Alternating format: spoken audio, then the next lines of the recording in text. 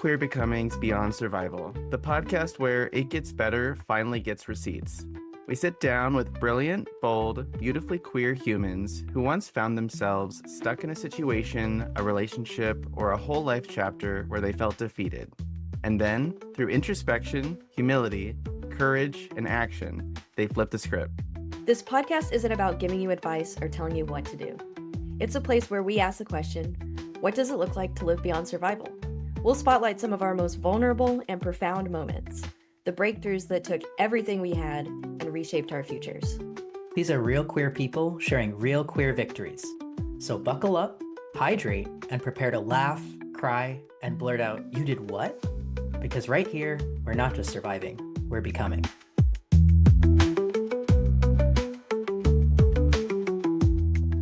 Hi everyone, I'm Allison, they, them. And I'm Elliot, he, him. Welcome to Queer Becomings Beyond Survival. On the show today, we're sharing about love, relationships, and creating queer families with our guest, Jen Pieracci. Jen runs her own business consulting for beauty brands on sales and marketing. She's a personal performance coach, a singer. I just learned about that today. And loves doing anything active. But most importantly, Jen loves spending time with her family. Elliot, do you want to say a little bit about Jen? Yeah. Jen is like easily one of the sweetest people I've ever met. Just oozing with love. The first time, I think the first time we got to talk, like I already felt like we were besties. Like you just have such a way with being with people. You're awesome. And I'm really excited to get to speak with you today. And with that being said, please introduce yourself, share with us your name, your pronouns, how you identify as a member of the queer community, and your favorite article of clothing. Ooh, good one. Ooh, okay, that might be. I'll get to that. So my name is Jen Pieracci. I am so honored to be here with the both of you. I, from the get, have just adored the both of you, and every conversation we've had, I've felt has been like, really like wholesome and really connected, and I just really and like to the heart of the matter. So I really appreciate you having me here. Um, I'm she, her, and queen if you must. And and yeah, just take notes. And I what was the other besides the article of clothing? Oh, how you identify as a member of the queer community. That's a great question. I don't think I've actually ever considered that. I would say um I'm an equal opportunity employer, I Anything else guess. you want to say about that? Yes. I mean, there's a lot. It's a whole nother episode. Okay. We'll Yeah. save it for the next No, one. I think, look, when I was married to my ex-wife, I was a lesbian. And then now I'm with someone who's non-binary, and I give full permission to create themselves newly every day if they feel like they want to be acknowledged as, a she or they or a dinosaur. Like I'm like, yes, yes, babe, absolutely. And then that relates to sort of how I relate to the queer community and who I am and who I date and how I show up. So I really just try to honor what's there for me in the moment about who I am and how I represent myself. That's what I would say about that. Yeah. Awesome. Very cool. And then where are you located? I live in Long Beach, California. Yeah. Okay. Yeah, I'm a California native. Lived all up and down, the Bay Area and all over Southern Cal. And I've been in Long Beach for maybe 11 years now, which I really love. And my current favorite article of clothing is actually, I'm just gonna be honest about this. It's like a really kind of sexy teddy, if you will, which is very unusual. I'm not normally that type of person, but I just found out that it's kind of fun and I really love it. So I have one in particular that came straight to mind Cool. when you asked. Awesome. Mhm. That's really neat. I'm glad that Elliot also talked about like when he originally met you and just who created who you are, for him, because it's just like written all over you as you speak, just like this openness and stuff. So really thank you for being here. I remember the moment that I like needed to talk to you.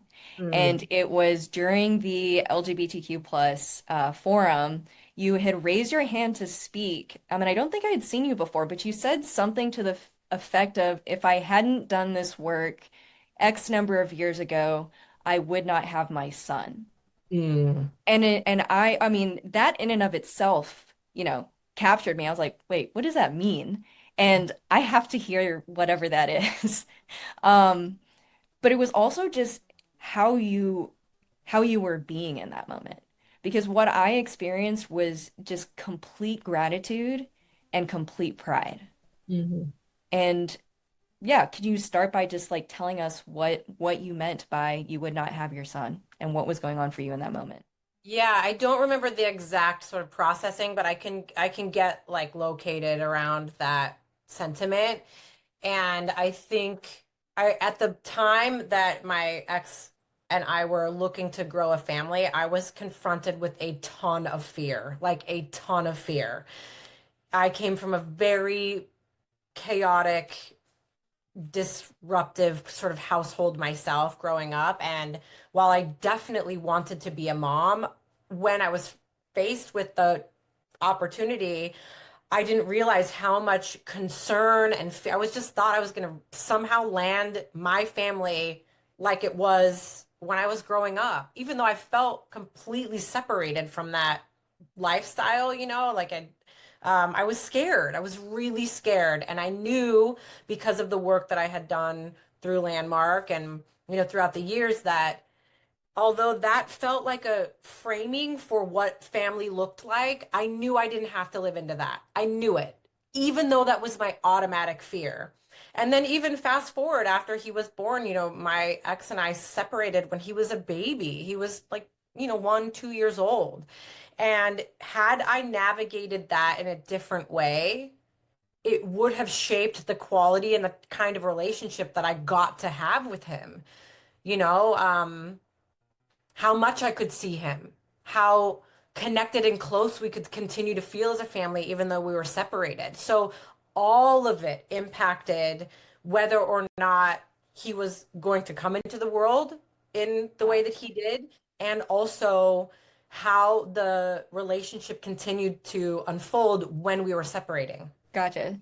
So it was like it was like you weren't really sure about having a family, and then you were able to, I don't know, like work through that and then have the son with the person you're dating. Sorry, no, you were married to them. Yeah. Yeah, so it's Okay. actually interesting when Kayla and I were together, this was before marriage was legal for the LGBTQIA plus, community. And it's really interesting. Like I feel honored, like I wear like a badge of honor that so much of my queer life has happened on the cusp of or just before like a lot of big breakthroughs in our community. It truly was when I came out, though there wasn't like a huge dramatic coming out, but when I came out, you were pretty gay. You were like gay, straight, or bi. That was it.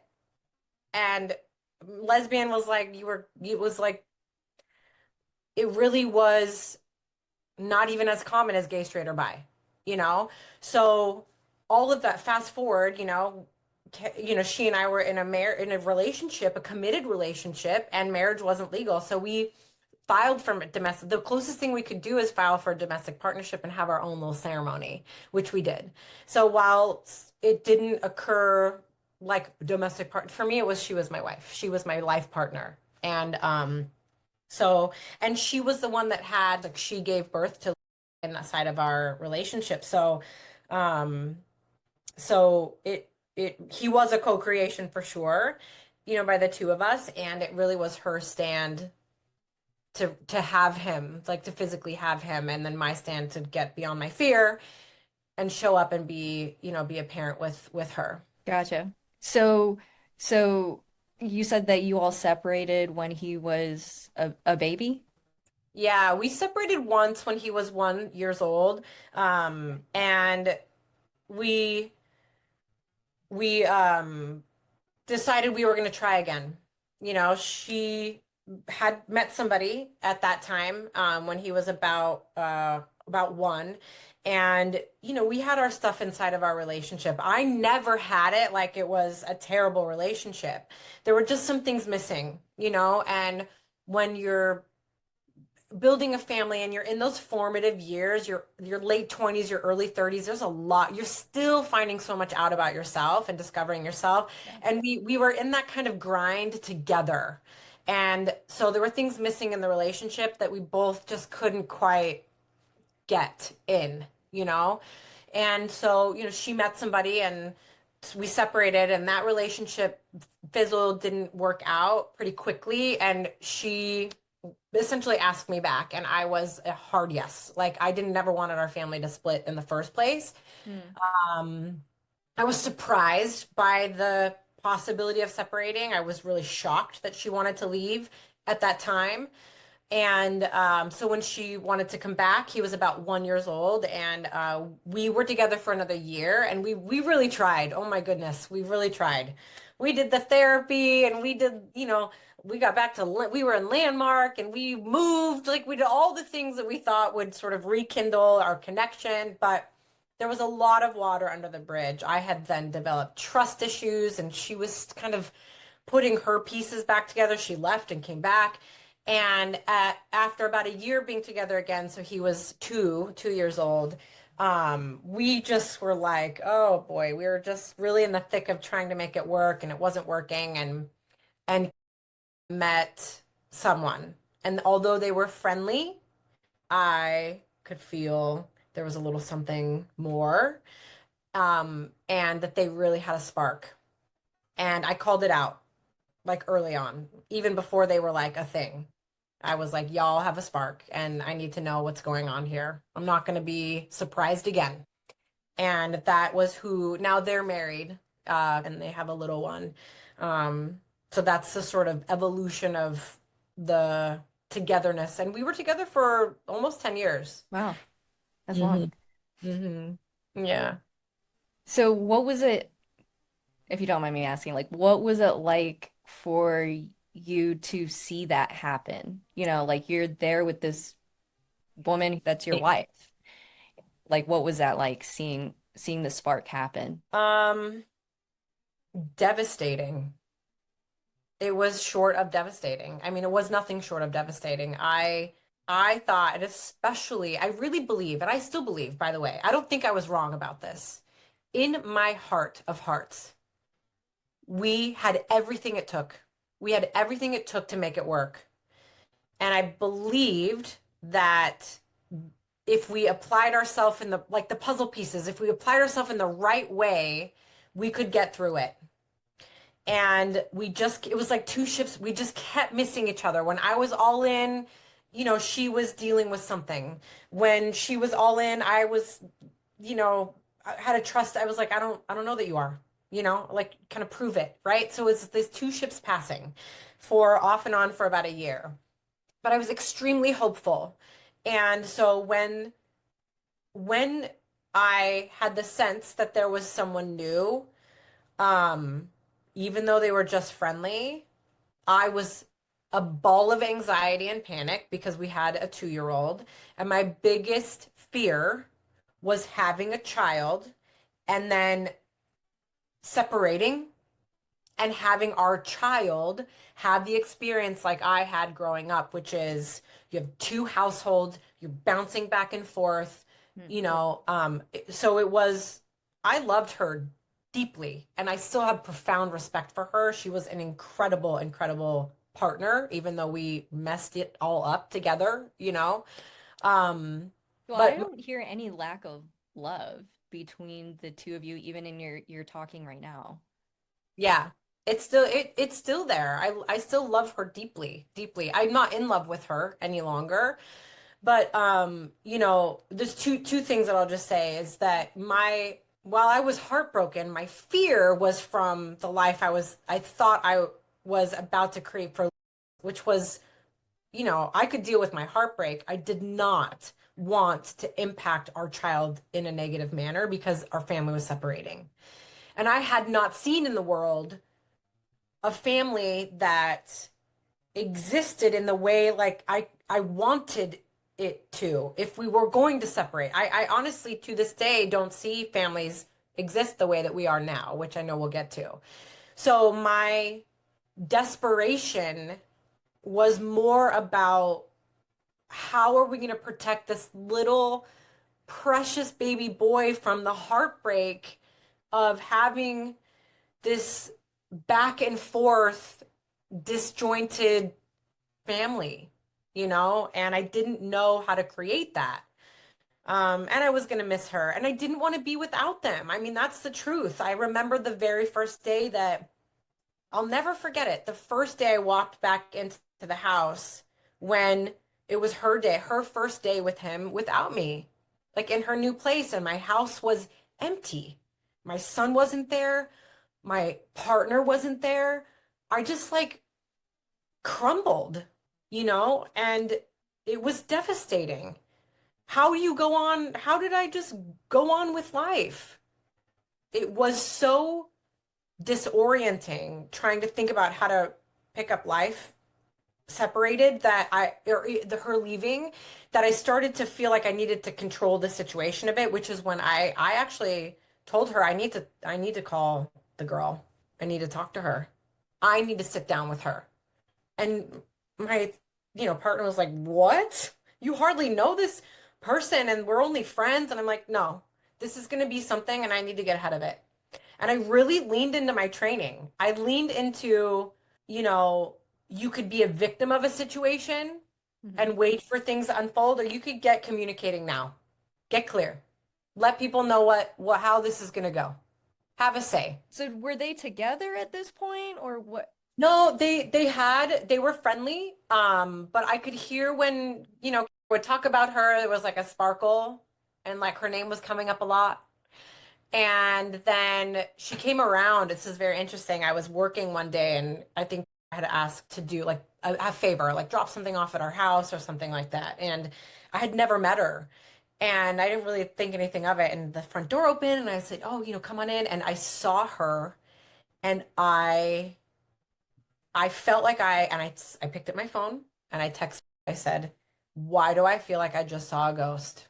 My whole body like had this experience, like something, like my world shifted in that moment for like seemingly no reason. Yeah. And it was really from that moment forward, now looking back, maybe I got nervousness or like what she had processing. She clearly had something, for at the time, even if she was being respectful, I picked it up, you Yeah. know? And it was really at that moment that I thought, okay, this is something with them.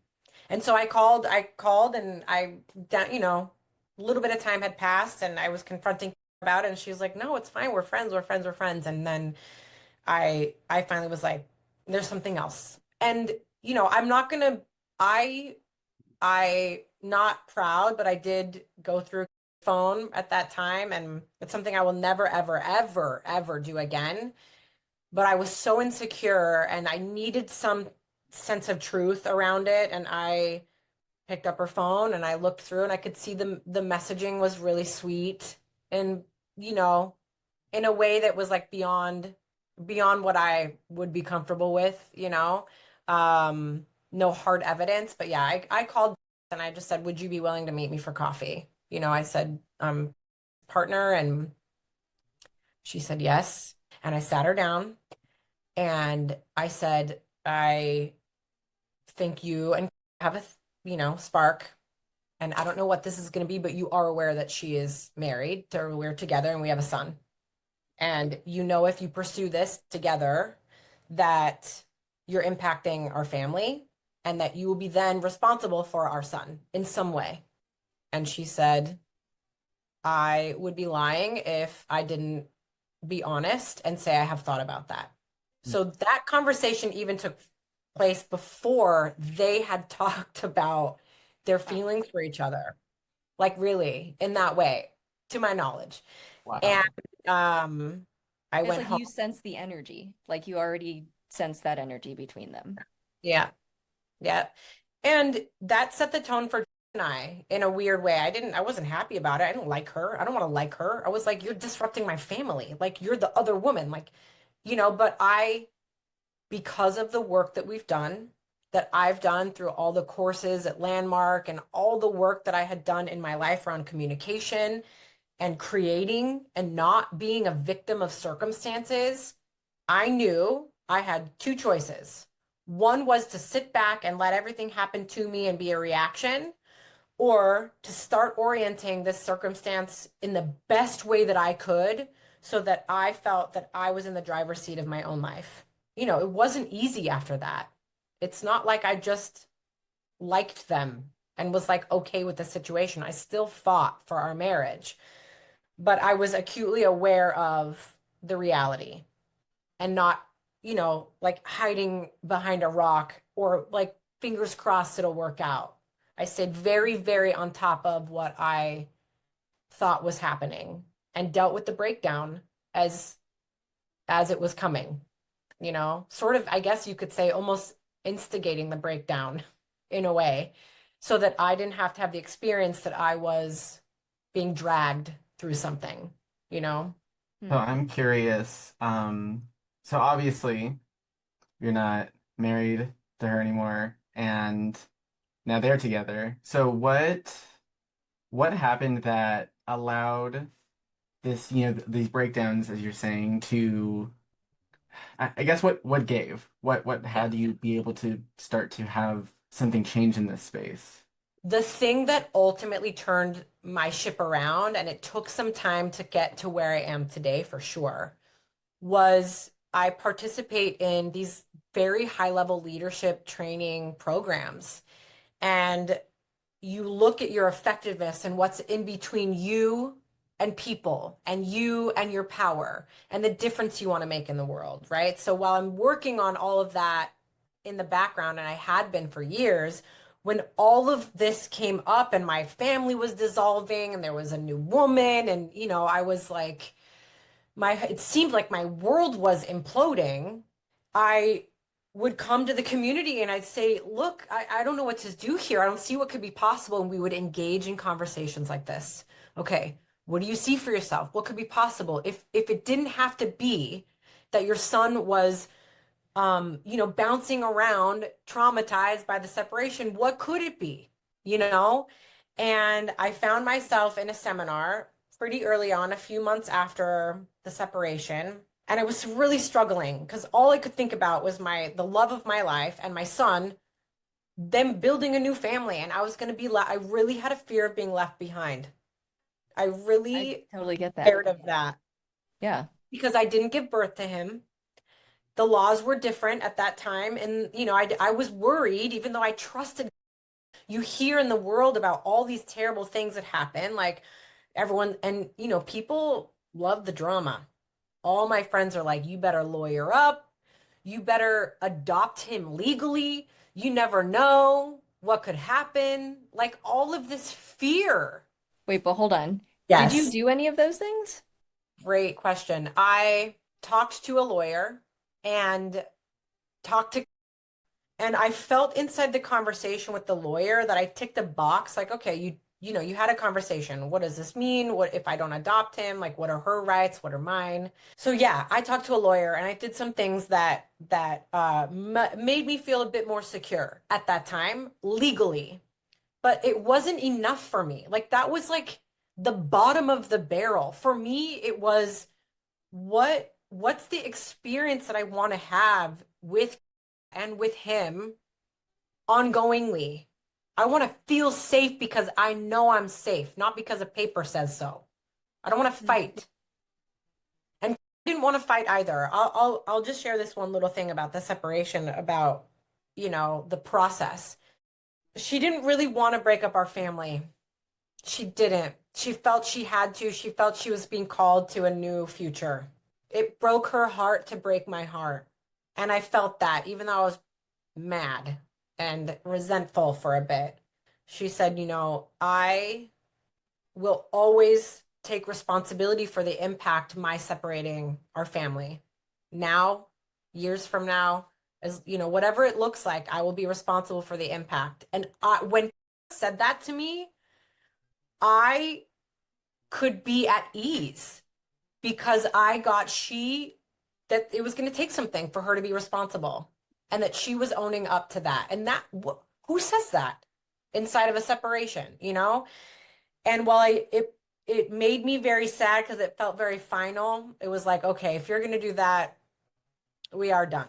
You know, you must have thought long and hard about this. And so I cried and cried and cried because I knew that that was it. If she was willing to take responsibility forever for this separation. Then my listening changed to like, all right, you know, she's going to be responsible. Then I had a rock, someone who could be responsible as a separated partner. And Yeah. that changed our communication. So then I want to bring us back to this seminar you mentioned Yes. Yeah. yeah. So tell us about that.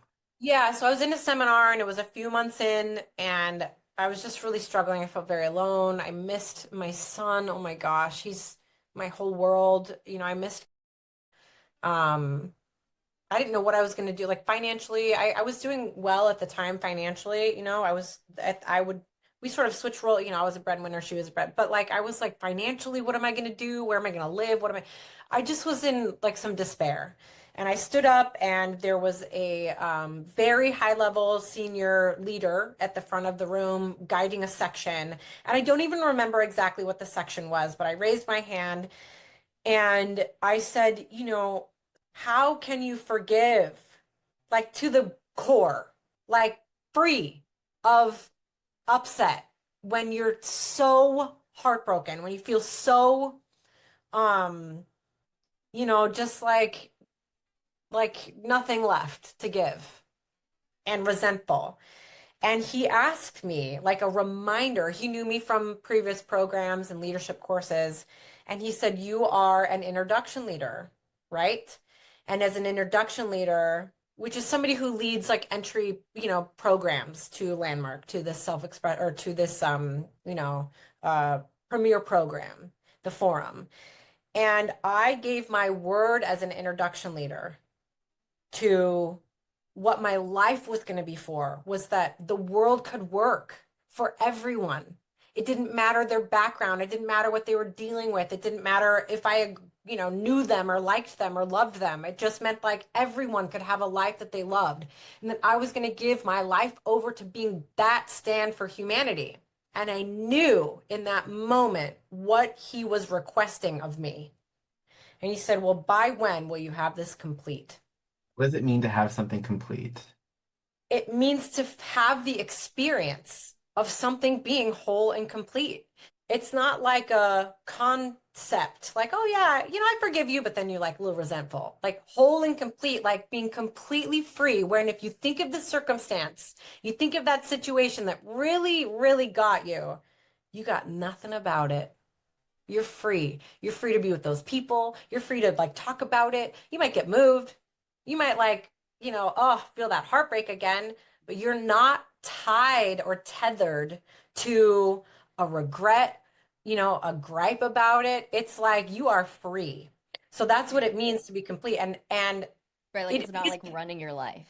It's you have it versus it has you. yeah.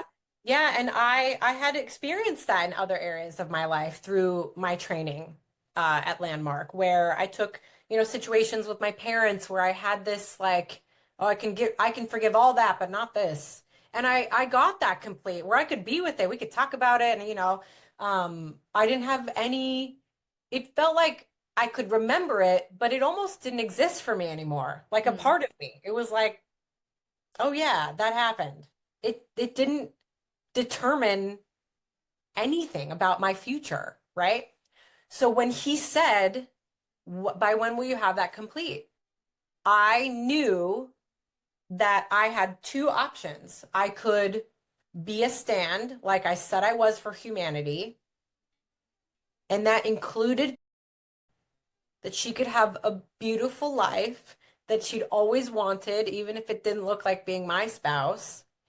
And that included her new partner. And if I was going to be who I said I was in the world, I had to start orienting myself around being that person, honoring my word, even when I didn't feel like it. It's more than optimism, it's more than positive thinking. It's like really acting and standing from that life really can work. It really can. And it really can work for people. And it's all a function of communication. And that's who I've been trying to continue to be. And that, ooh, that process was like really hard because I would be in a moment where I would want to lick my wounds. I would want to feel sad. I'd want to be mad. I'd want to talk shit. I'd want to like be angry. I'd want to gossip. I'd want to throw her under the bus, you know? And sometimes I would, but I would have to reel it in and look at like if I was standing for in her life and if I was a person that could say they could have any life they wanted, oh God, what would I do? And that gave me a very different set of actions and communications than what my heartbreak and my disgruntled self wanted to do. Could you give us like an example of some of these new actions that you saw to take? Yeah, yeah.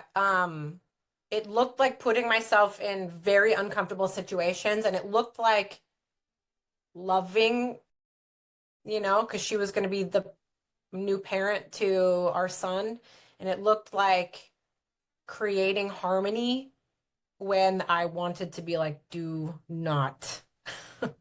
I mean, at one point, in the early moments, I literally was like, she is not allowed near our son type of, like that happens. It happens in a separation. Like, I don't want to see her near my house.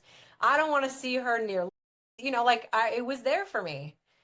And then after this conversation that, I had with the seminar leader, I got that was inconsistent with who I gave, what I promised I would do in this lifetime. So yeah, there was the memory that comes up for me a lot is around this is they when we separated they started dating pretty quickly, tried to be respectful about it, but they were like, they liked each other, so they were around.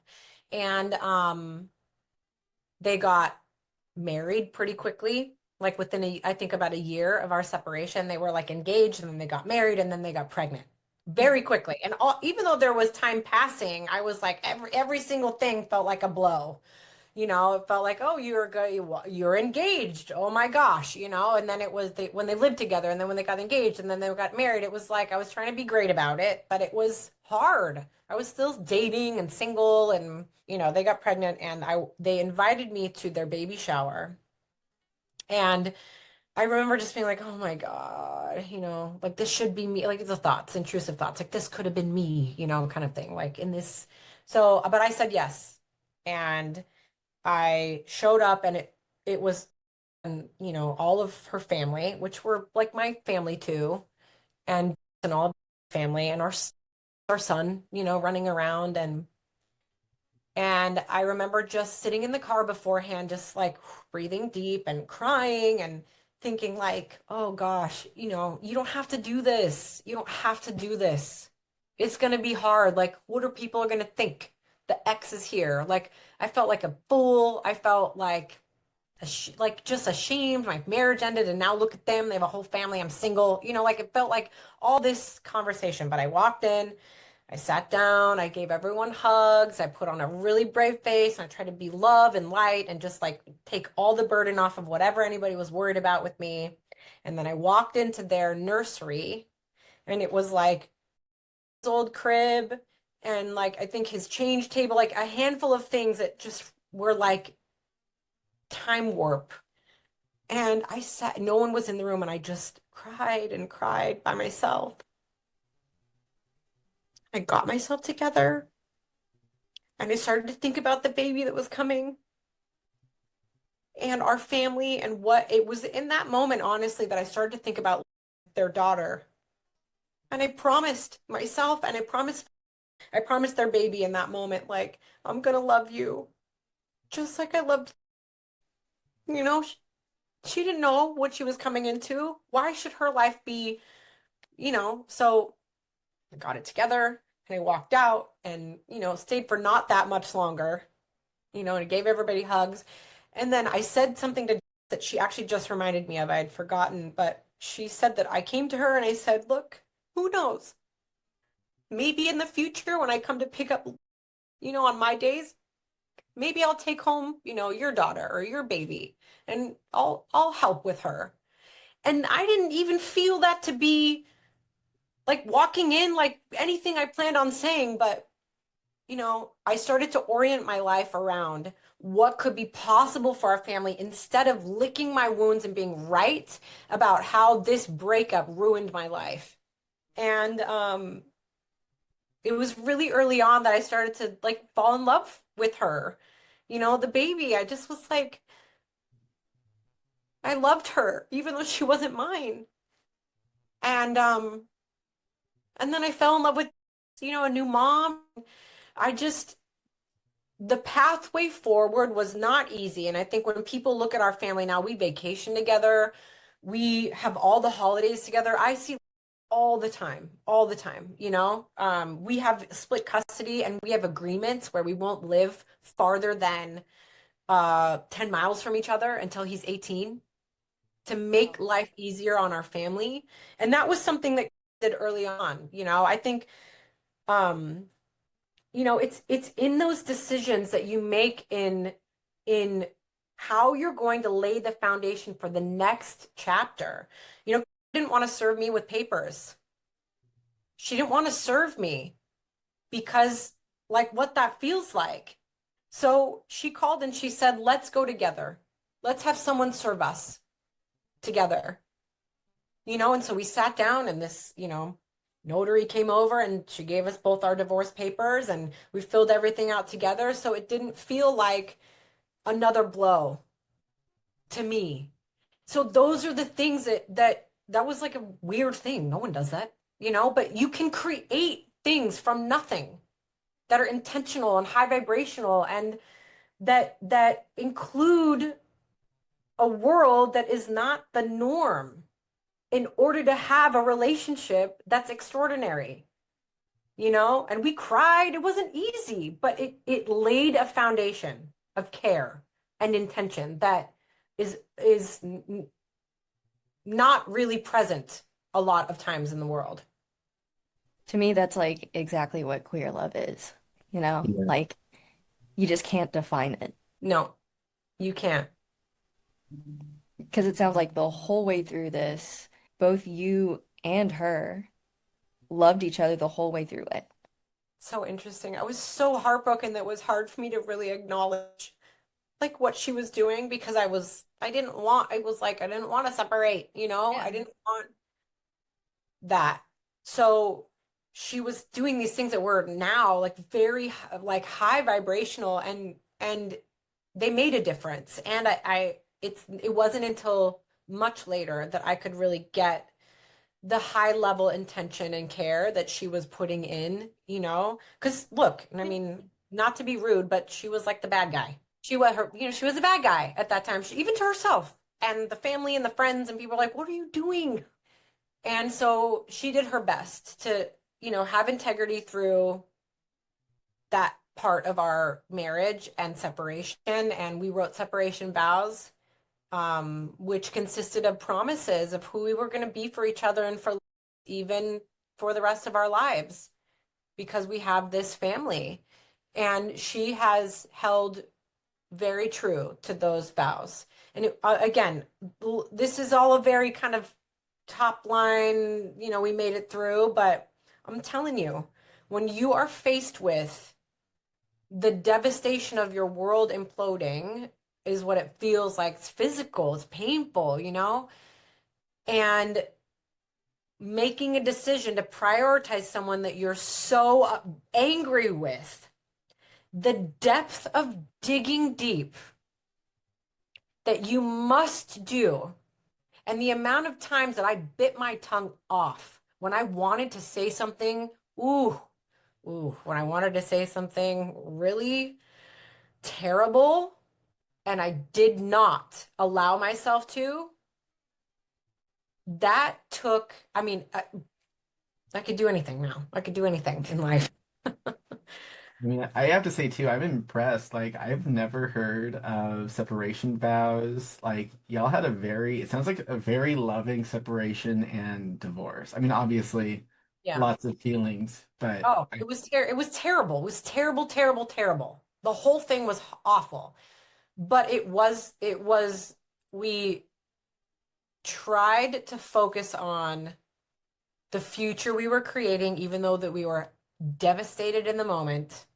We tried to lay down a foundation for the future, for the future and for our future together. And, I said to her at that time and a little bit after, I think, was right around the time I was really come to terms that it was over. That, I promised her even in our marriage vows, in our that I would love her in a certain way for our life. I gave my word to that. So when we were separating, I was also confronted with the word that I gave in our vows. Like, okay, I promised her that I was going to love her for my whole life in a certain way and take care of her and protect her. And just because we're not married, living in the same household, what gives me the right to revoke that word? That was my promise to her, not just because it was a life that looked like what I wanted it to look like. And so I acknowledged since that she has been gracious enough to allow my love for her to shapeshift. I still love her profoundly and deeply. And she allows me to do that and honor my word for my life that I gave, but it just looks a little bit different. I would love to know like how has this impacted other parts of your life? Like, did anything like unexpected open up for you through the creation of all that? Yeah, I think, when you are in a relationship, and particularly, no shade to the young ones, but, in your 20s and your 30s, you're still really discovering what your life is all about. It's a lot of learning, a lot of trial and error, and been messy and, all of that. And in consciously and respectfully and responsibly separating, what opened up for me was power, like my own power to invent, like, okay, if this life that I thought was amazing and was giving myself to is not going to be happening anymore, I am not going to let this opportunity like be thrown by the wayside and saying, well, there was the best years of my life. I was going to make the next handful of years or the rest of my life even better, you know? And it gave me room and actual power to create that. And so while I was completing things with as much integrity as possible, I gave myself freedom to invent myself newly. Like, okay, if I don't have to be, you know, Yeah, what do you mean by invent yourself newly? yeah, it means that I was no longer tethered to being partner or living a life in a certain way or in the context of how we lived. Like, oh, we have these family things and this is how we operate. And, I could complete that like, okay, well, if I don't have to live that life anymore, even if I liked it, okay, scrap that. What else could I do? Who else could I be? What other type of person could I date? I discovered that I am much more open than I was, or I would created myself as being much more open than I was in my marriage. And I were a bit traditional and it was really great, but the fire wasn't necessarily at the forefront of our marriage. It was much more about partnership and love and companionship. And, we were physical, but it didn't necessarily lead the relationship. And I really kind of got like, I'd like a relationship where that leads a bit more. I really wanted that. And I allowed myself to step into that space and own that in my conversations with people and in my experiences with people. And I did ultimately, after dating, and sleeping with a few people and trying new things, I met who I'm with now. And I was like single, ready to mingle. And I had been through the worst years of my life and was starting to orient myself around creating the best years. And so it got me at a time where I was like, all right, let's go. I was freed up. I was ready to go. I still was working through some things, but was really excited about what could be between like myself and someone new. And so we started to date really as friends. We just were like going to see each other, going to maybe have some fun experiences. And we couldn't stay away from each other. No matter how we tried, we kept finding ourselves back together. And was open at the time, and I wasn't had zero interest in being in an open relationship at all. It terrified me. I was like, what do you mean that you sleep with other people? That's crazy.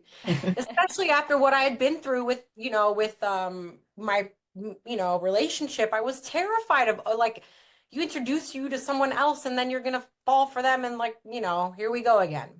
So I wasn't interested initially, but again, because of this work that we do in the world of transformation and at Landmark, I really could separate like my past from what was happening. And I could see like, okay, you have all these fears.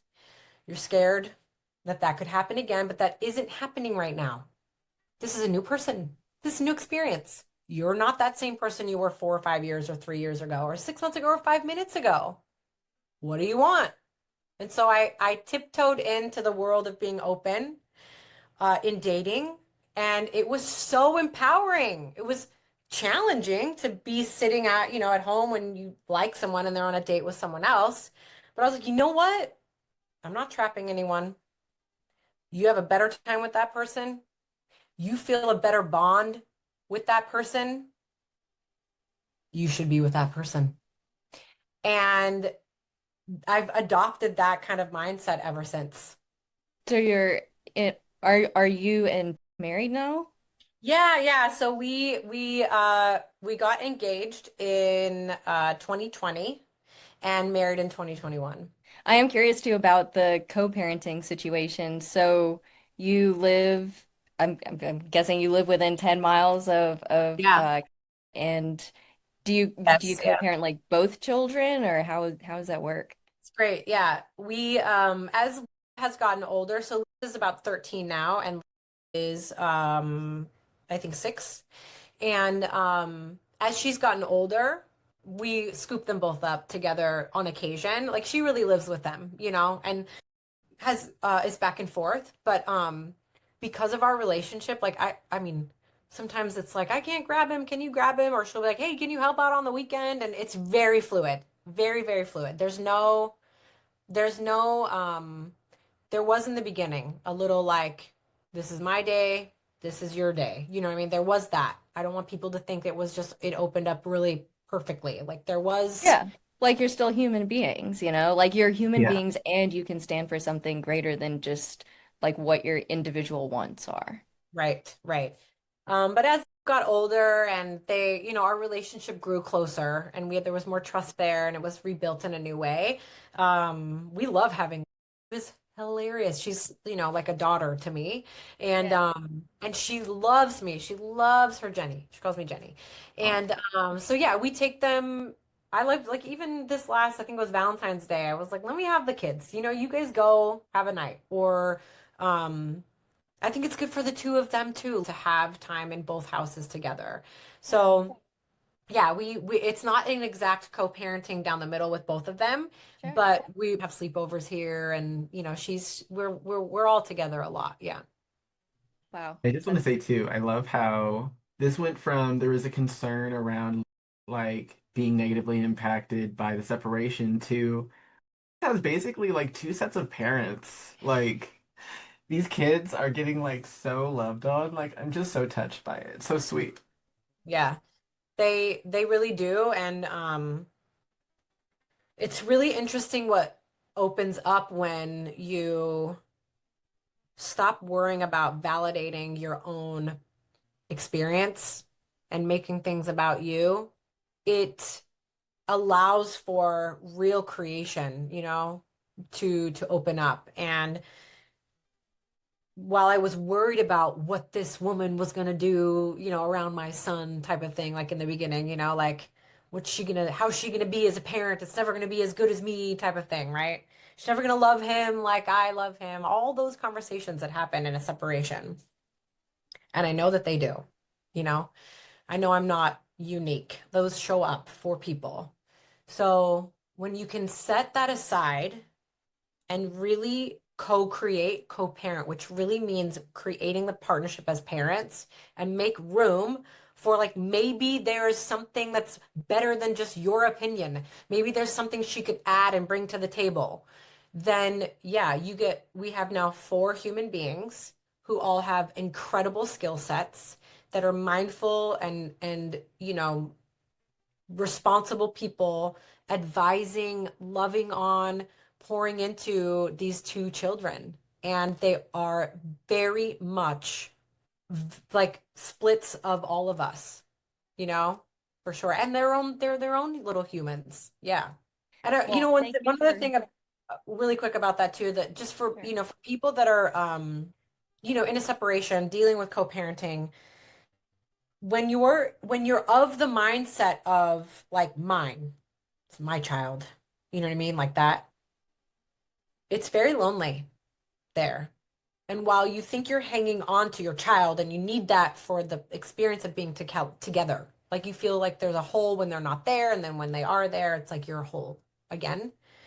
But man, when you really share and you're open, like I will, between the resources between the four of us, when we're pooling them together consciously, if I'm struggling, if I need something, I mean, the kid could have, health insurance four different ways, or like advice about, life and love and education four different ways. Like there's no resource, there's nothing that he'll need. It's amazing just this whole journey that you've been through and like where you can be with your family right now. I mean, like I don't think I've ever heard of love quite like this. And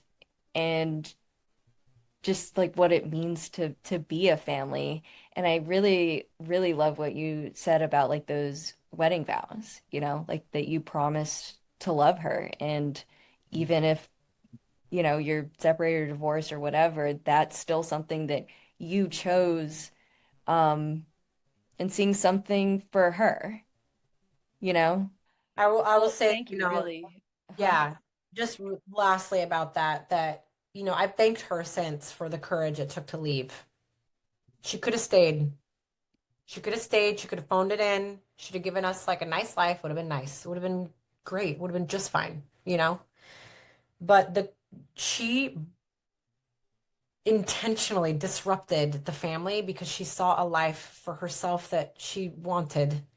And she had the courage to walk through that. And because she did, and she had to deal with her family and herself and just all of the fear and the looking bad, because she did that, I have a life that is better than I could have ever imagined. And it still includes her. It still includes her plus, everything else I've ever wanted.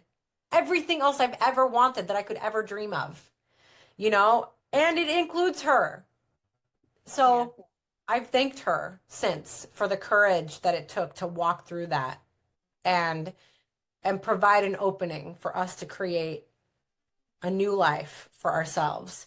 And, to my spouse's credit, they have allowed and I to keep this nucleus and keep creating. And they're creating with us, right? So it really has taken each and every player. I'm so grateful that my partner now allows me to invent life like this and encourages and participates in it.